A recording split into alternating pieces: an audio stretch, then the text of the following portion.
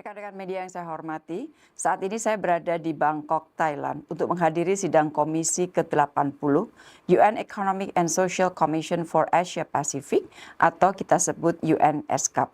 Sidang Komisi ke-80 UN-ESCAP kali ini bersifat strategis dengan mengangkat tema Leveraging Digital Innovation for Sustainable Development in Asia and the Pacific.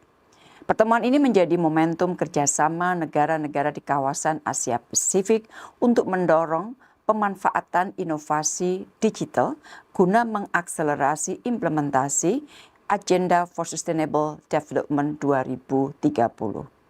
Indonesia juga selalu berperan aktif dalam mendorong pemajuan isu-isu pembangunan dalam pertemuan UN-ESCAP. Dan tahun ini Indonesia menginisiasi dan menjadi tuan rumah side events dengan tema Accelerating Ocean-Based Climate Action yang akan diselenggarakan pada 24 April. Rekan-rekan media yang saya hormati, di dalam pernyataan nasional saya antara lain menyampaikan bahwa Asia Pasifik saat ini memimpin dunia untuk transformasi digital dengan adanya percepatan transformasi hingga 10 tahun yang terdorong karena pandemi COVID-19. Saya juga menyampaikan bahwa perkembangan positif ini seharusnya menjadi golden ticket kita menjadi yang terdepan dalam pencapaian sustainable development di tingkat global. Internet ekonomi Asia Tenggara sendiri diproyeksi oleh World Economic Forum mencapai $1 triliun pada 2030.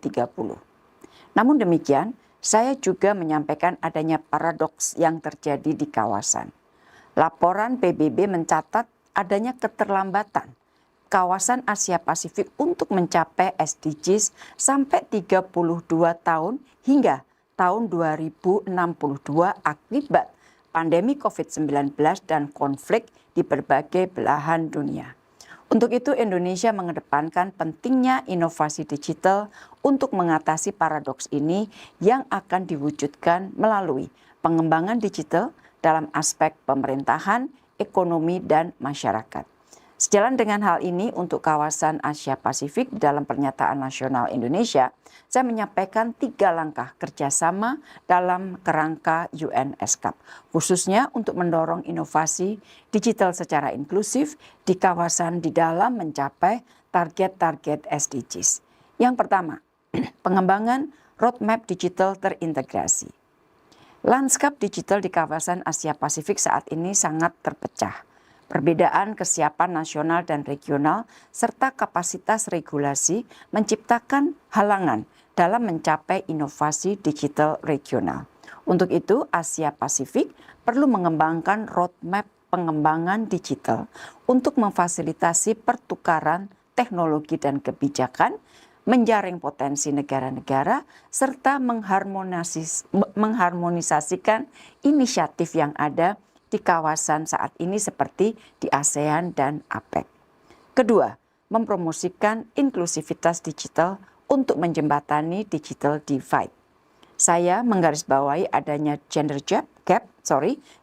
gap penggunaan internet di kawasan. Rekan-rekan pengguna internet perempuan jumlahnya lebih sedikit dari pengguna internet laki-laki. Gapnya mencapai 264 juta jiwa atau sekitar 6%.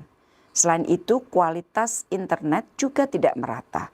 Dan ada juga gap akses internet antara wilayah pedesaan dan terpencil dengan wilayah perkotaan. Untuk itu, kita perlu melakukan berbagai inovasi digital yang inklusif, termasuk dengan berinvestasi di berbagai fintech, startup yang dipimpin oleh perempuan, mendorong peningkatan infrastruktur digital, dan memperluas akses untuk pelatihan digital literacy. Ketiga, memastikan penggunaan transformatif teknologi untuk menjaga perdamaian dan kesejahteraan. Saya sampaikan bahwa emerging technologies seperti AI telah memberi warna baru pada hubungan antara teknologi dan geopolitik, dan penggunaannya dapat menjadi force for good atau niat jahat yang dapat memperdalam rivalitas global. Oleh karena itu, saya menekankan pentingnya regional governance untuk mencegah penggunaan yang salah dan memastikan kontribusi teknologi untuk pengembangan ekonomi berkelanjutan yang dapat pada akhirnya meningkatkan taraf hidup masyarakat. Rekan-rekan media yang saya hormati, di sela-sela pertemuan komisi atau sidang komisi, saya juga melakukan pertemuan bilateral dengan Executive Secretary UNESCAP, Ibu Armida Ali Syahbana dari Indonesia, utamanya membicarakan kerjasama dan dukungan UNESCAP untuk inisiatif Indonesia seperti Ocean Policy Dialogue, World Water Forum ke-10, serta mendorong kerjasama ASEAN UNESCAP dalam kerangka ASEAN Outlook on the Indo-Pacific. Saya juga sempat bertemu sebentar dengan Menteri Luar Negeri Mongolia, Batsheskeh Batmun, dan secara sekilas membahas mengenai kondisi atau bagaimana upaya untuk memperkuat hubungan bilateral kita. Rekan-rekan, demikian hasil kunjungan saya ke Bangkok, dan sore hari ini saya akan melanjutkan perjalanan ke Hanoi, Vietnam untuk menghadiri ASEAN Future Forum dan memimpin bersama Joint Commission on Bilateral Cooperation GCBC antara Indonesia dan Vietnam. Terima kasih.